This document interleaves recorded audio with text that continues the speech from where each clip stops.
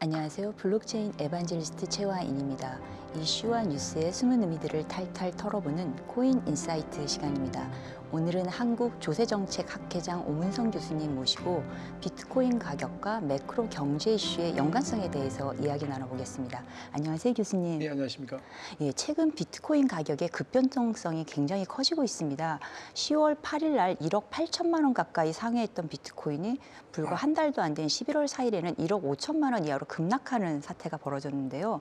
불과 한 달 사이에 3천만 원에 육박하는 이 롤러코스터 발생 원인 도대체 어디서 찾아야 될까요? 발생 원인은 이제 뭐 여러 가지 이유가 있는데요.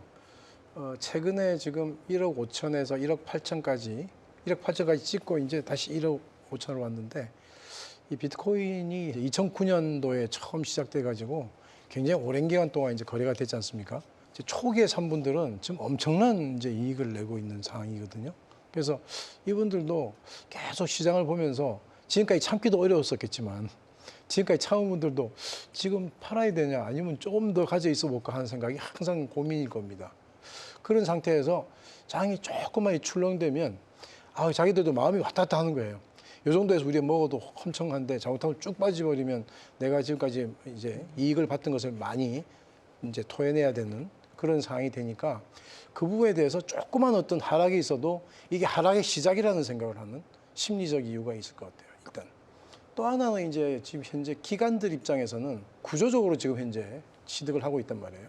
자기들은 계속 사긴 사는데 그렇다고 따라가면서 사긴 싫으니까 밑에서 이제 기관들이 이렇게 받쳐서 올라오고, 그러다 보니까 이게 지금 1억 8천 갔다가 밑에서 지금 현재 1억 5천에서 1억 6천5백 1억 5천 7백 뭐 이렇게 해서 요 밑에서 왔다 갔다 하는 현상을 보이거든요. 그래서 이거는 많이 이익을 본 분들에 대한 실현 구간이다.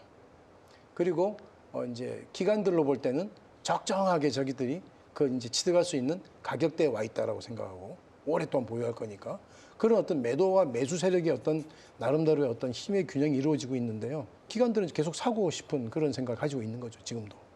네, 그러면 이제 초기 투자자 내지는 고래들의 차익 실현에 대한 욕구 플러스 그럼에도 불구하고 이제 거대하게 나오는 이 매도세에 대해서 기관들의 저점 매수세가 계속 이어지기 때문에 그렇습니다. 가격 급락은 아직까지는 크게 발생하지 않는다. 예. 네. 그러면 올 들어서 사실 비트코인 가격이 굉장히 많이 올랐다가 최근 좀 빠지는 국면인데, 예. 알트코인 시장은 사실 상대적으로 재미가 없었잖아요. 이 전체 가상자산 시장에서 비트코인의 이 영향력이 여전히 이렇게 큰 이유 어디서 찾아야 될까요? 저는 이제 비트코인 도미넌스라는 말을 쓰지 않습니까? 그 총 시가총액분의 이제 비트코인이 차지하는 비중인데, 대부분 이게 55%에서 60% 지금 왔다 갔다 하고 있습니다. 비트코인은 지금 다른 코인하고 완전히 다른, 요즘 젊은 친구들한테 넘사벽이다 하는 이런 말 쓸 만큼 다른 어떤 이유가, 이게 돌아가는 시스템 자체가 오토노머스하다. 다른 것은 재단도 있고 뭐 여러 가지 뒤에서 어떤 통제하는 힘이 있거든요. 지금은 어찌보면 사토시 나카모토라는 분이 했다고 하지만 그분이 어떤 분인지도 모르고 현재 그분의 존재 자체가 없어졌기 때문에 훨씬 더 비트코인이 경쟁력이 있다고 생각하는 거죠. 만약 살아 계시고 그분이 나타난다면 그분의 통제력이 있을 텐데, 그분의 통제력을 벗어나서 이제는 오토노머스하게 움직이는 이 비트코인이 계속적으로 이제 자기의 어떤 계획에 의해서 반감기도 맞이하고 뭐 이렇게 가는 거잖아요. 그래서 그 시스템에 대한 나름대로의 시장의 믿음이라고 하는 게 굉장히 공고하다. 저는 뭐 이 비트코인 같은 유의 자산을 믿음에 의한 자산이다. Accept by belief이라는 말 쓰거든요, 제가. 믿음이라고 하는 게 사람들이 보통 그걸 뭘 믿고 하냐 하지만, 지금의 이 믿음은요, 전체 글로벌 믿음입니다. 시장에 대한 믿음이고. 그래서 이건 현재 지금 잊어도 저는 뭐 단기적으로는 비트코인보다 수익률이 높을 수 있겠지만 장기적으로, 중장기적으로는 비트코인을 이길 수 없다. 저는 그렇게 생각합니다. 네, 이게 약간 그 순환론법처럼 비트코인이기 때문에 비트코인이다, 약간 이런 게 좀 있는 것 같습니다. 그렇다면 이제 가장 궁금해하시는 부분들이 비트코인의 가격 결정 메커니즘이 어떻게 되냐가 좀 궁금하실 것 같아요. 뭐 경제학에서야 뭐 가격 결정이라고 하는 게 수요와 공급의 교점이라고 하는 것이 이제 이루어지는데, 정말 이제 비트코인은 조금 특이한 것이, 이 수요라고 하는 것은 시장 수요를 말하지만 이 공급이라고 하는 것은 어디서 공급하느냐. 이게 좀 처음에는 이 하나의 어떤 블록체인에서 블록이 생성될 때마다 그 블록에 대한 보상으로서의 어떤 비트코인을 줬단 말이죠. 그래서 2009년도에 시작돼서 4년 단위로 해서 계속 처음에는 뭐 50비트코인, 블록 한 개에 대한 보상을. 두 번째 4년째는 25 비트코인. 이런 식으로 반씩 줄었단 말이죠. 그러다 보니까 이제 비트코인에 대한 보상액이 점점 줄어드니까 이제 공급량이 줄어드는 거죠. 공급량이 줄어든다고 하는 것은 경제학적으로 말하면 이건 가격이 올라갈 수밖에 없는, 수요가 일정하다 보면요 올라갈 수밖에 없는데 수요는 점점 더 증가되고 있어요. 또 이 비트코인을 좀 더 쉽게 말씀드리면 주식을 말하면 신주가 있고 구주가 있지 않습니까? 신주 발행하는 것은 어찌 보면 비트코인이 블록이 생성되는 데 대한 대가를 지불하는 거, 이 신주라고 봐야 되죠. 근데 이제 신주가 발행이 돼서 비트코인 시장에 나와서 돌아다니면 그럼 구주라고 봐야 되거든요. 그럼 신주 발행량은 이제 점점 줄어들어서 나중에는 신주 발행이 안 되는 거죠. 그다음부터는 구주만 다니는 거죠. 이제 손바뀜만 이루어지는 거지 새로운 어떤 비트코인에 대한 공급은 없어진다. 그렇기 때문에 그 가격 그 결정 메커니즘이 특이하게 돼 있습니다. 그래서 이거는 로직으로만 보면 우상향할 가능성이 많은 그런 자산으로 보이는 거죠. 예, 그러면 지금 말씀해 주신 부분에서 굉장히 좀 흥미로운 부분이 최근 비트코인 가격은 이 반감기에 의해서 자동적으로 어떤 기술적 요인에 의해서 가격이 이렇게 하락했다기보다는 거시경제의 불확실성 때문에 위험 자산에 대한 회피 심리가 확산되면서 오히려 가격 하락이 좀 컸다라는 지적들이 나오는데 어떻게 보세요? 제가 처음에 우리 학회에서 어떤 분을 인바이트해서 발표를 한번 시켰는데 이 비트코인에 대해서 뭐라고 이 정의를 하셨냐 하면 법무법인 율촌에서 나오셨던 분인데 이 크라이시스 어셋이다. 위기. 이제 예를 들어서 어느 나라에 전쟁이 벌어졌다. 그럼 그 나라의 로컬 커런시의 가치가 확 떨어질 거거든요. 그럴 때 비트코인은 안 떨어진다는 거죠. 왜냐하면 그거는 이제 거기에 그 지정학적인 어떤 위험에 대해서 벗어나 있다라고 하는 거죠. 근데 최근에 보면은 비트코인이 대체적인 자산, 예를 들어서 어떤 자산이 위험해지면 이게 지금 대체적인 자산으로 가는 측면도 있고요. 어떨 땐 동조하는 측면도 있어요. 그래서 이게 지금 보면은 이 자산이라고 하는 것은 시기에 따라서 그 자산에 대한 느낌이 달라지고 실제로는 동시대에 있는 분들도 사람에 따라서 조금씩 달라질 수 있어요. 초기에 2009년도에 처음 시작할 때는 비트코인이 이게 지금 자산인지 아닌지에 대한 확신도 없었다. 그래서 이게 자산이냐 아니냐 그런 얘기 우리 많이 했었거든요. 근데 지금은 자산이냐 아니냐에 대한 얘기를 하는 사람은 없어요. 다만 얘가 지금 현재 그 얼마까지 갈 거냐에 대한 관심이 많은 거죠. 이거는 지금 현재 비트코인은 계속적으로 이제 성장하고 있는 그런 자산으로 봐야 되거든요. 그래서 지금은 뭐 제일 처음에 이게 자산이 아니라고 말하던 분들이 대부분은 이게 눈에 보이지도 않고 손에 잡히지도 않고 어디 있는지도 모르겠고 지갑에 있다고 그러는데 이 지갑이 지금 현재 우리가 업빗이나 빗썸을 예를 들면 그 거래소에 얻는 그 지갑이라고 하는 것은 그 거래소 지갑입니다. 근데 본래는 이 블록체인에 의해서 이런 어떤 가상자산, 암호자산이 생기게 되면 P2P 거래가 본래 오리지널이란 말이죠. 그러니까 그러다 보니까 이게 지금 분산화됐다고 하는 그 장점으로 시작된 자산이긴 한데 지금은 어찌 보면 이제 중앙화된 것처럼 그런 느낌으로서 주식처럼 이렇게 생각하니까 어떨 때는 이렇게 움직이고 어떨 때는 이렇게 움직이는 그런 양면성을 가지고 있는 자산으로 지금 진화되고 있다. 저는 그렇게 봅니다. 그러면 교수님 지금 해주신 말씀처럼 사실 비트코인의 출발, 기본 개념은 탈중앙화되어 있는 금융자산으로 이렇게 시작이 됐는데 점점 가면서 전통금융자산의 가격이 떨어지면 사실 비트코인이 올라야 되는데 오히려 최근에는 전통금융자산의 가격과 굉장히 동조화되는 커플링 현상이 심화되고 맞습니다. 있는데 도대체 그 원인이 뭘까요? 이게 중장기적, 단기적으로 봐야 되는데요. 결론부터 말씀드리면 저는 비트코인이 현재 지금 단기적으로는 이런 전통적인 자산과 커플링이 돼 있지만 장기적으로는 디커플링이 될 거다. 저는 그렇게 확신합니다. 왜 그러냐면 현재 지금 비트코인이라고 하는 게 딱 희소성이 있고요. 국가가 믿고 있고 전 세계적으로 가장 큰 블랙락이나 피델리티나 이런 어떤 큰 어떤 투자 회사들이 믿고 있단 말이죠. 그렇다면 이런 회사들이 믿는 상황에서 이게 개인들 한둘이 믿는다 안 믿는다는 중요하지 않다 이제. 그래서 그런 상황까지 왔기 때문에 제가 지금 현재 커플링 현상이 벌어지는 것은 단기적으로는 커플링이 되겠죠. 나중에 결국 계속 장기적으로 끌고 가다 보면 이것은 이제 다른 자산과의 어떤 디커플링이 될 것이다. 왜냐하면 지금 우리 현존하는 자산 중에서 비트코인처럼 이렇게 희소성이 있는 자산은 없거든요. 지금 우리나라 분들이 부동산에 대해서 그렇게 목을 매잖아요. 부동산에 목을 매는 이유가 뭐냐? 현금이나 이런 것들은 녹아내린다. 요즘 녹아내린다는 말 많이 쓰더라고. 현금을 가지고 있으면 녹아내리는 거예요. 근데 부동산 같은 경우는 녹아내리는 그것이 해지가 된다는 거거든요.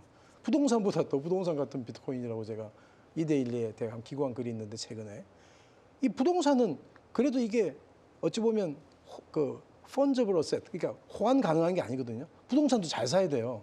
어떤 지역에 있는 부동산을 사느냐, 토지 사느냐, 건물 사느냐, 아파트 사느냐, 단독주택을 사느냐, 이게 다르잖아요. 비트코인은 좋은 비트코인, 나쁜 비트코인이 없어서 그냥 사기만 하면 이 비트코인 가격만큼 그대로 인정되는 거거든요. 근데 그렇게 이렇게까지 확실하게 어떤 희소성이 보장되는 자산이 지구상에 존재하고 있나? 없거든요. 그럼 현재 지금 매장량이 한정적이라고 하지만 이게 어디까지 지금 파도 나올지는 모르는 거예요. 얘는 알고리즘적으로 수학적으로 2,100만 개가 끝이에요. 이거 나오면 끝입니다. 이런 자산이 없기 때문에 여기에 대한 자산성만 믿어준다면 여기에 대한 가격은 믿어도 된다. 예, 그 교수님 말씀을 들어보니까 비트코인이 전통 자산군의 유입이 많아지면서 조금 더 복합적인 요인들이 발생해서 맞습니다. 그런 게 아닌가 싶기도 합니다.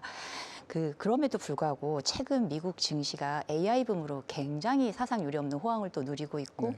또 트럼프 행정부가 들어서면서 또 지정학적 위기는 올라가면서 금의 어떤 가격이 고공행진을 연일 계속하고 있는데요. 이와 같은 흐름이 전반적으로 비트코인 투자 수요에 대한 분산을 발생시켜서 비트코인이 맥을 못 추고 있다. 이런 또 지적이 있습니다. 어떻게 보시나요? 예, 그러니까 이제 금도 이제 골드인데 이 비트코인을 디지털 골드라고 이렇게 표현하는 분들도 많고 실제 이제 골드에 대한 성격을 가지고 있다는 거죠. 금 가격이 많이 올라갔을 때 비트코인 현재 맥을 못 추고 있는데 실제 저는 비트코인은 결국은 부동산이나 금보다도 훨씬 더 가치 상승 여력이 있다라고 하는 생각이 드는 순간 굉장히 뭐 가격이 폭등할 수 있고요. 요즘에 그 이제 제가 유튜브를 한 번씩 보다 보니까 유튜브에 이제 예측하는 분들이 이거 우리나라로 말하면 2억 5천까지 갔다가 다시 빠지고 갔다가 빠지고 하는데 저는 그런 뭐 예측 능력은 저는 개인적으로 없고요. 다만 저는 제가 말씀드릴 수 있는 것은 비트코인은 계속적으로 저점은 높여갈 것이다. 저는 그렇게 생각합니다. 그 가격이 어디까지 갈 거냐. 그리고 또 하나 확률적으로 말씀드리면 비트코인이 현재 지금 뭔지 허상 어떤 심하게 보는 분들은 이거 겁이 나서 투자를 못 하겠다라는 분이 있거든요. 그 겁이 나서 투자를 못 하겠다는 분은 어떻게 생각하는 거냐면 비트코인이 현재 1억 뭐 6천 얼마, 6천 정도 하는데 이게 지금 제로로 갈 가능성과 이 천정부지로 오를 가능성 둘 중에 제로로 갈 가능성에 비중을 두고 있는 겁니다. 근데 저는 거기에 대해서는 정말 잘못 생각하시는 거다. 이게 지금 밑으로 갈 가능성과 위로 갈 가능성을 볼 때는 이게 일시적으로 밑으로 갈 수는 있죠. 출렁거리니까. 하지만 장기적으로는 계속 위로 갈 가능성이 많고 저는 좀 조심스럽게 예측해 보건데 비트코인이 나중에는 개인들이 들고 있을 사람이 거의 없을 것이다. 저는 그렇게 생각합니다. 금융기관, 큰 금융기관들하고 국가들이 들고 있을 거다. 그럼 이게 지금 나중에 이게 용도가 뭐냐 대체? 담보물로 쓸 것이다. 지금 현재 보면은 최근에 스테이블 코인이 문제가 됐잖아요.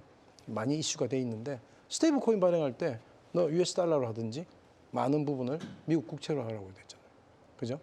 근데 이제 나중에는 비트코인이 정말 이게 안정적이고 가격이 정말 올라가서 제가 생각할 때는 어느 정도 올라가서 그게 이제 그냥 이게 이제 그대로 유지된다 그러면 변동폭이 적고 담보물로 체격이죠.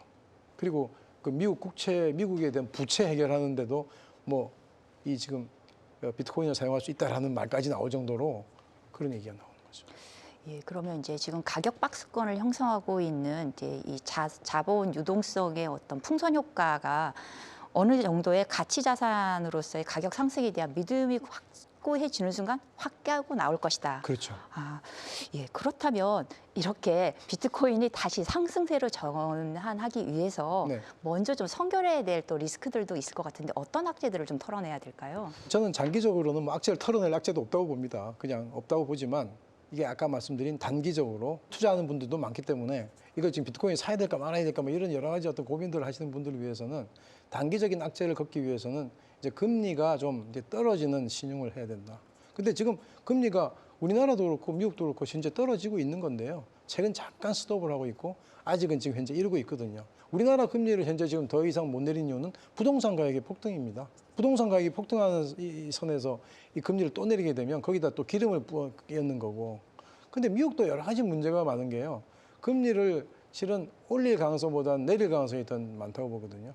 미국이 굉장히 그 국채를 많이 발행해서 금리를 올린다는 얘기는 자기네들도 똑같이 어려움을 겪거든요.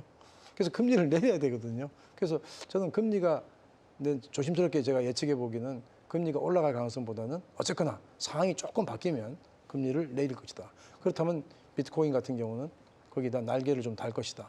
지금은 비트코인은 최근에 와서는 박스권에서 움직이기 때문에 정말 사기도 좋고 팔기도 좋을 때입니다. 자기가 많이 이제 이익을 실현시켰다면. 그래서 지금은 조금 보긴 봐야 되지만 저는 뭐 지금 사는 것도 나쁘지 않다. 저는 그렇게 생각합니다. 기본적으로는 지금 가상자산 시장으로 들어가는 돈의 규모가 뭐 금리 인하에 대한 지금 뭐랄까 멈춤, 잠깐 멈춤, 그리고 달러 강세로 인해서 좀 줄어들면서 비트코인 가격이 조금 더 떨어질 것이다라는 전망들이 좀 생겨나고 있잖아요. 예, 예. 그렇다면 지금 교수님께서 추천해 주신 대로 비트코인을 좀 사야 된다라고 했을 때 그래도 조금 더 적절한 시점, 지금일까요? 아니면 조금 더 참았다 사는 게 좋을까요? 저는 이제 저보고 이제 점쟁이를 하라는 말씀인데 저는 그 정도 이제 그건 아니지만 다만 이건 하나 말씀드릴 수 있어요. 지금 알트 코인들은 굉장히 힘들 것이다. 저도 이제 코인 그 시장에서 알람이 이렇게 오는데요. 최근에 오는 알람은 전부 신저가입니다. 그 중에 일부 코인들은 제가 이제 이쪽을 공부했기 때문에 제가 느끼는데 정말 괜찮은 코인들도 있거든요. 그런데도 신저가를 갱신해요.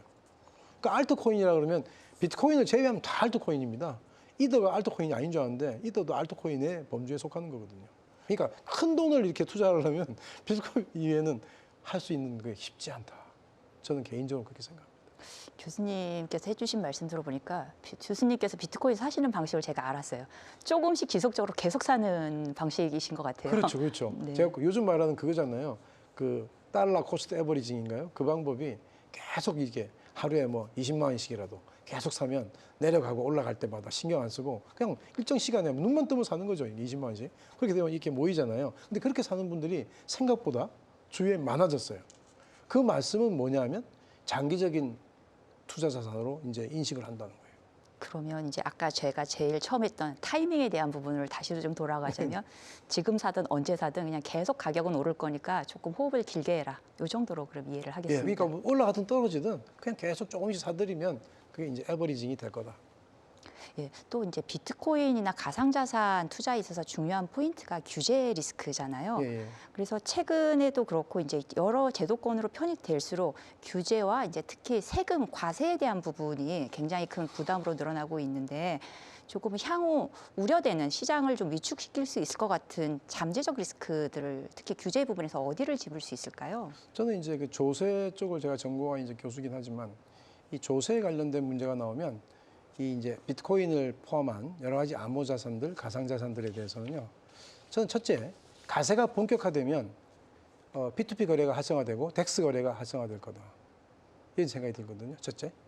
그래서 이 P2P 거래나 지금 현재 어떤 중앙 마켓, 업빗이나 빗썸이나 이런 마켓에서 거래하는 분들에 대해서 가세가 이루어진다면 그런 다른 분들도 가세를 할 수 있는 공평한 기준에 의해서 가세할 수 있는 그런 어떤 제도적인 뒷받침이 되기 전에는 힘들 것이다는 생각 첫째 하고요. 두 번째는 이게 아주 초기에 투자한 분들은 굉장히 적거든요, 지금은.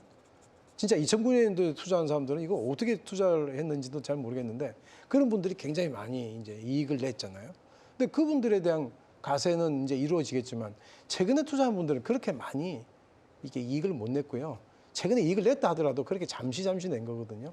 작년 이제 트럼프 위기가 들어서서 정말은 이렇게 이익이 좀 나는 그런 구간이 있었는데 그래서 이게 지금 가세를 한다고 하는 것이 첫째는 가세 관청에 있어서 어떤 기술적인 어떤 백업이 되느냐. 그 기술적인 백업이 안 된다는 얘기는 공평하지 않다는 거거든요. 기술이 아직 그만큼 안 된다는 얘기는 이쪽은 가세를 못하고 이쪽은 가세를 한다. 그럼 이쪽을 잡게 되면 이쪽은 다 빠져나갈 거라는 거예요.